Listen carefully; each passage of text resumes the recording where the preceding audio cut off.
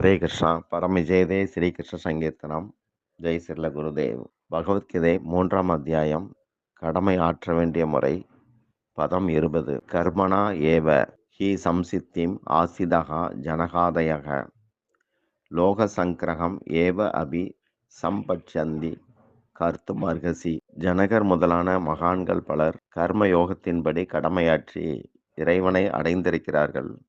நீயும் அதுபோல லோகத்துக்கு வழிகாட்டிட பற்றற்று கடமை செய். பகவான் அர்ஜுனன்ட்ட சொல்றார். விளக்கம்: வழிகாட்டுறவன் ஞான பார்வை உள்ளவனா இருக்கணும். குருடாக இருக்கிற லோகத்தை வழிகாட்டுறதுக்கு யார் தயாரா இருக்கிறாங்களோ அவங்க கண்டிப்பா குருடா இருக்கக்கூடாது. ஜனக மன்னருக்கு முன்னாடியும் பலர் இறை அனுபூதி பெற்று இருந்தாங்க. சூரியன், வைவஸ்வத மனு, இட்ஸ்வாகு, பிரியவிரதன் இவங்கெல்லாம் எடுத்துக்காட்டு. அதனால பகவான் ஜனகாதயக, ஜனகர் முதலான மன்னர்கள் அப்படிங்கிறார். இப்படி பலர் இந்த லோகத்துல இருந்தபடி இன்னமும் கூட கடமை செய்து இறைவனை அடைகிறாங்க அப்படின்னு பகவான் சொல்றார். நமக்கு தரப்பட்டிருக்கிற உடல் முன்னவே சொன்ன மாதிரி லோகத்துக்கு சொந்தமானது. அது உலகம் இறைவனுக்கு உரியது. நமக்கு பகவானுடைய தாசன் அப்படிங்கிற பிறப்பு உரிமை இருக்கிறது. இந்த பிறப்பு உரிமை தவிர்த்து பிற உரிமைகள் எல்லாம் மாயை. பொய் ஒருபோதும் உண்மையாகாது. உண்மை ஒருபோதும் பொய்யாக முடியாது. இதைத்தான் 2வது அத்தியாயம் 16 பதத்தில் ந அசத வித்தியதே பாவக ந அபாவக வித்தியதே சதக. பொய் ஒருபோதும் உண்மையாகாது. உண்மை ஒருபோதும் பொய்யாகாதுன்னு சொல்றார். இதயத்தில் பரமாத்மா வழி நடத்த தயாராக இருக்கிறார். அவர் எப்போவுமே சத்தியமாக நிறைஞ்சிருக்கிறார்.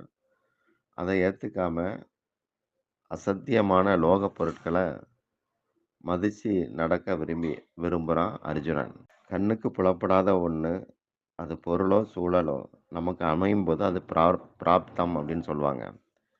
கடமை அப்படிங்கிற கர்மத்தை அர்ஜுனன் விட நினைக்கிறான். அதனால பகவான் இங்கே கர்மனா ஏவ, தன்னுடைய கடமையை செய்கிறதுனால மட்டுமே அப்படின்னு சொல்றார். சிலதுகள் கண்ணுக்கு தென்படும், ஆனால் அது இல்லாததாக இருக்கும். காணல் நீர் உதாரணமாக சொல்லலாம். இருக்கிற மாதிரியே காட்டும், ஆனால் இல்லை. மாயைக்கு 2 பொருள் அப்படி உண்டு. இருப்பதை மறைப்பது, இல்லாததை காட்டுவது. தோன்றும் பொருள் எதெல்லாம் கண்ணுக்கு படுதோ அது கூட தொடர்பில் இருக்கிறதுனால தான் அனுபவம் கிட்டுது. ஆனால் நிலையற்ற பொய்யான அனுபவங்கள் உண்மையை உணர்த்த தடையாக இருக்குது.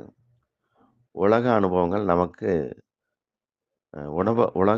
நமக்கு பற்று ஏற்பட்டதும் பரமாத்மா தத்துவத்தை அனுபவிக்க முடியாமல் போயிடுது. பற்று நீங்கினா நம்முடைய அனுபவத்தில் பரமாத்மா அனுபவம் மட்டும் மிஞ்சி நிற்கும். மனித வாழ்வின் குறிக்கோள் இறைவனை அடைகிறது. இதற்காகவே செயல்படணும். எந்த செயல்லையும் பலனை எதிர்பார்த்துட்டோன்னா பகவான் தள்ளி போயிடுவார். குழந்தை அழுது அடம் பண்ணும்போது தாய் விளையாட்டு பொருளை கொடுக்குறா. அது அழுதுகிட்டு அதை தூக்கி தூரப்படுது. அடுத்து தின்பண்டம் தந்தாலும் தூரப்படுது. எதையும் கொடுக்காம அது கை காலை எட்டி உதச்சி சேட்டை பண்ணி அழும்போது அம்மா குழந்தைய தூக்கி இடுப்பில் வச்சுக்கிறா. அப்புறம் அழுக நின்று போயிடுது. இப்படி மக்கள் முயற்சியோடைய பலனா வேற எதையாவது கருதுறாங்க. அதில் பற்றின்றி பகவானையே பற்றணும் அப்படிங்கிறது கருத்து.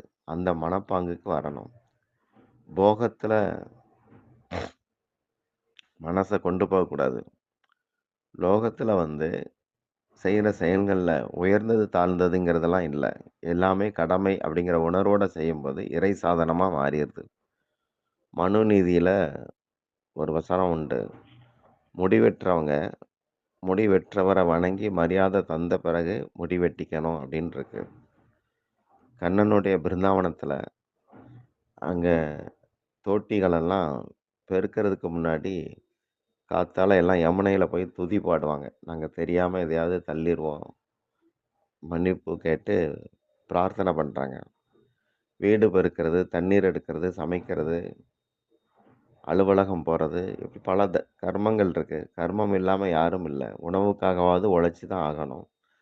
செயலோ, செயல்பலனோ நம்ம பந்தப்படுத்துறதுக்கு காரணம் ஆசை தான். ஆசைய பகவான் பக்கமா திருப்பிறணும். விளைவ வந்து அவருடைய சித்தம்னு நெனச்சு ஏத்துக்கணும். இப்படி லோகத்துல இருக்கணும். இதோட அர்த்தம், மறைமுக அர்த்தம் கடவுள அடையறதுக்கு கர்மயோகம் எப்படி உதவுது அப்படிங்கிறத புரிஞ்சுக்கலாம். உலகத்துல சாமர்த்தியமா இருக்கணும். பற்றில்லாம ஒருத்தன செயல்பட வைக்கிறது கர்மயோகம். லோக சங்கிரக அப்படிங்கிற வார்த்தைக்கு 3 அர்த்தம் உண்டு. உலகங்கள், ஜீவர்கள், அடுத்து சாஸ்திர நெறிமுறைகள். உயிர்கள மதிச்சு நடக்கக்கூடிய நெறிமுறைகள். லோக நன்மைக்காக சனாதன தர்மம் செயல வந்து ஒருத்தனுக்கு வலியுறுத்துது. எதனாலன்னா, உடல் வந்து தாய் தந்தை கொடுத்தது. அறிவு வந்து ஆசான், முன்னோர்களால வருது. உணவு வந்து விவசாயிகள் உற்பத்தி பண்றாங்க. உடையும் இன்னொருத்தரால நெய்து தரப்படுது. வீடும் பல பேருடைய முயற்சியால கட்டப்படுது. நாம பயன்படுத்துற எதுவுமே சுய முயற்சி கிடையாது. எல்லாருடைய முயற்சிகளும் அதுல அடங்கியிருக்கு. அதனால நாம அனைவருக்கும் கடன் பட்டுறோம். இத்தகைய கடன்பாடுகள் சுயநலம் இல்லாம கடமை செய்யும்போது தான் தீரும். அதனால பகவான் இங்க கர்மனா ஏவகி சம்சித்திம் ஆசிதா அப்படிங்கிறார். அதாவது லோக பந்தத்துல விடுபட கர்மத்தை பயன்படுத்து அப்படிங்கிறது கருத்து. ஜனகர் முதலான மன்னர்கள் எல்லாம் இந்த மண்ல ஆட்சி செய்யும்போது மக்கள் நலனுக்காகவே ஆட்சி செய்தாங்க. மக்களை நீயும் வழிநடத்தும் பாங்கில் கடமையாற்றி செயல்படு அப்படின்னு பகவான் சொல்றார். பதம் 21. யத் யத் ஆச்சரதி சிரேஷ்டக தத்தத் ஏவ இதர ஜனக ச யத் பிரமாணம் குருதே லோகக தத் அனுவர்த்ததே.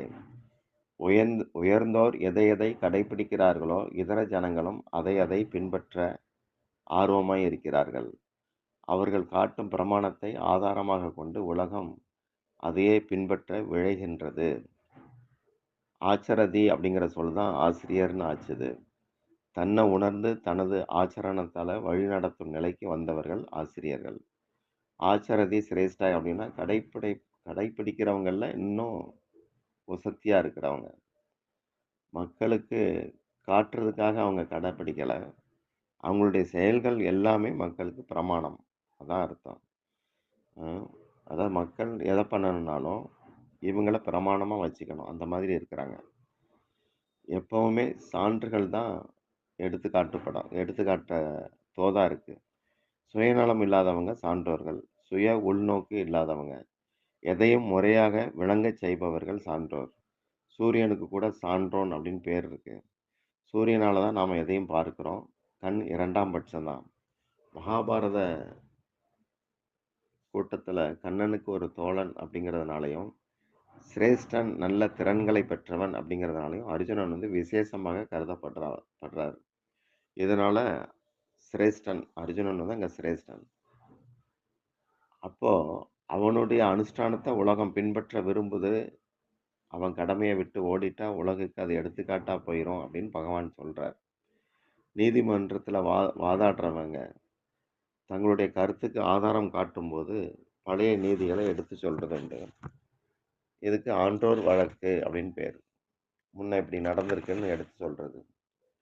பகவான்கிட்ட பணிஞ்சும் குரு கிட்ட பணிவிடை செய்தும் ஒருத்தர் மேலோன் ஆகணும். குரு இல்லாதவன் திரு இல்லாதவன். அவன் என்னைக்காவது நாத்திகனா போயிடுவான். வழிகாட்டுறவங்கள 2 விதமா சொல்லலாம். அவதூத பரம்பரை, ஆச்சாரிய பரம்பரை. இங்க வந்து அவதூதர்கள மக்கள் சான்றா எடுத்துக்க கூடாது. இன்னொரு அவதூதனுக்கு வேணா அது பயன்படலாம். ஆனா ஆச்சாரிய பரம்பரை, குரு சீட ஆச்சாரிய பரம்பரை தான் உத்தமம். இங்க பகவான் சாஸ்திரங்கள மதித்து நடக்கும் சான்றோர்கள இந்த ஸ்லோகத்துல பகவான் வந்து வர்ணிக்கிறார். யார் பார்த்தாலும் பார்க்காட்டியும் ஆச்சாரியர்கள் தங்களுடைய கடமையை செய்தபடியே இருப்பாங்க. இன்னைக்கு உலகமெங்கும் காணப்படுகிற நன்னடத்தைகள், நெறிமுறைகள் இதெல்லாம் ஒரு ஆச்சாரியரால வந்ததா தான் இருக்கும். குருகிட்ட சேர்கிற சீடன் எந்த கேள்வியும் இல்லாம, விசாரணையும் இல்லாம குரு வார்த்தையை பின்பற்றுகிறவனா இருக்கணும். அப்போதான் சீடன். சீடனுடைய செயல்கள் குருவை வந்து மேலும் மகிமைப்படுத்தும். நம்முடைய செயல்களின் நிமித்தம் நாம் நம் இறைவனை மகிமைப்படுத்துவோம். இப்படி பைபிள்ல ஒரு வசனம் உண்டு. அகங்காரம், அமகாரம் இல்லாம பரோபகாரமா தியாக உணர்வோட செயல்பட்டபடி இருக்கணும். பிறருக்கு தரணுங்கிற எண்ணம் உள்ளத்துல ஒற்றுமையையும், அன்பையும் வளர்க்கும். கொடுத்தல் உயர்வுக்கு காரணம், பெறுதல் தாழ்வுக்கு காரணம். தனக்கு அப்படிங்கிற எண்ணம் இருந்தா பெறுதல்ல நாட்டம் கூடும். உடல தனதுன்னு கருதாம பகவானுக்கானதுன்னு கருதி வாழும்போது பெறுதல்ல நாட்டம் போயிட்டு விலகி போயிடும். வழங்குதல்ல நாட்டம் கூடும். வழங்கல்ல மிக மிக உயர்ந்தது ஒருத்தர் இழந்து போய் விட்டிருக்கிற இறை உணர்வு, கிருஷ்ண உணர்வ அவனுடைய இதயத்துக்குள்ள திரும்ப வரும்படியாக தூண்டுறது. இதுதான் மாபெரும் கொடை. இறைவன் நல்லதுகள் செய்யவே நம்ம உலகத்துல வச்சிருக்கிறார். உடல்ல எல்லா அங்கமும் உடலுடைய நன்மைக்காகவே ஒத்து போற மாதிரி நாமளும் லோகத்துக்கு ஒத்து போகணும்.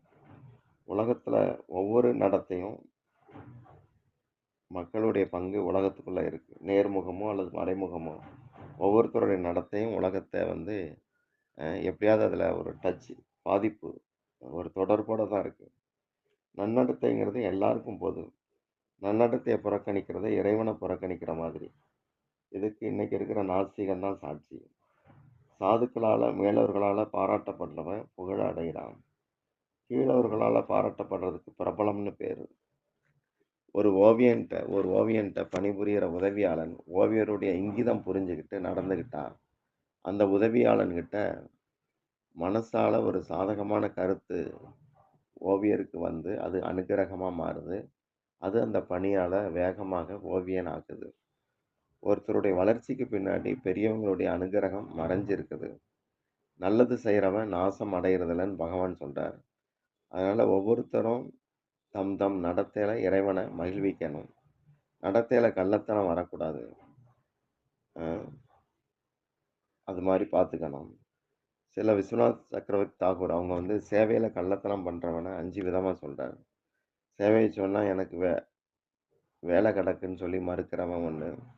இப்படி செய்யலாமே ஏன் நீங்க சொல்ற மாதிரி செய்யணும்னு தட்டி கழிக்கிறவன். என்கிட்ட ஏன் சொல்றீங்க நான் மட்டும் தான் இருக்கிறேன் அப்படின்னு கேட்கிறவன். அப்புறம் சொன்ன உடனே அம்பு மாதிரி வேகமா போவான். என்னாச்சுன்னு ஃபீட்பேக் ஒன்றும் இருக்காது. பதில் ஒன்றும் இருக்காது. அப்படி ஒருத்தன். 5வது தண்ணீர் கொண்டான்னு சொன்னா அந்த மெசேஜை மட்டும் பாஸ் பண்ணிக்கிட்டே இருப்பாங்க. தண்ணீர் வந்து சேராது. இப்படி டைப். இப்படி 5 விதமா சேவையில கள்ளத்தனம் பண்றவங்கள சில விஸ்வநாத் சக்கரவர்த்தி தாகூர் எடுத்து சொல்றாங்க. கலிகாலத்துல வேலை இருக்கு. ஆனா வேலை செய்ய திண்டாட்டம். ஆள் இல்ல. நிறைய கள்ளத்தனம் பண்ணுவாங்க. எதிர்பார்ப்போட இருக்கிறனால கொஞ்சம் வேலை தான் செய்வாங்க. டீ குடிக்கிறேன், சிகரெட் குடிக்கிறேன், சாப்பிடுறேன், பேசுறேன், ஓய்வு எடுக்கிறேன்னு சொல்லி வேலை நேரத்துல இதுகளே பாதி நேரத்தை காலி பண்ணிடுவாங்க. மனசாட்சியே இருக்காது. தினமும் கூலி கொடுத்தா நிறைய கூலி கிடைக்கிறதுனால அரசாங்கம் வேற சாராயம் கொடுக்கறதுனால அதை நல்லா சாப்பிட்டுட்டு ஓசிலே ரேஷன் கடையில் நிறைய ஜாமான் கிடைக்கிறதுனால அதையும் தின்னுட்டு நல்லா சாராயம் குடிச்சிட்டு வாரத்தில் ஒரு நாள் 2 நாள் வேலை பார்க்க வேண்டியது. இப்படி போயிட்டு இருக்கிறாங்க. மக்கள் நேர்மையை இழந்தாச்சுன்னா அதன் பயனா பெரிய பெரிய நோய்களை சந்திக்க வேண்டி வரும். மனசால கூட ஏமாத்துற புத்தி இருக்கக்கூடாது. உலக இயக்கத்துல எல்லாருக்கும் பங்கு இருக்கு. ஒரு நல்ல சத்குரு கிட்ட போயிட்டு நல்ல விஷயங்களை கத்துக்கிட்டு தன்னை வந்து சுயநலம் இல்லாத பரோபகாரியா ஒருத்தன் மாத்திக்கணும். கர்மயோகத்தால தான் தனக்கும் சரி லோகத்துக்கும் சரி நன்மைகள் வந்து பெருகுது. இதான் விஷயம். ஹரே கிருஷ்ணா.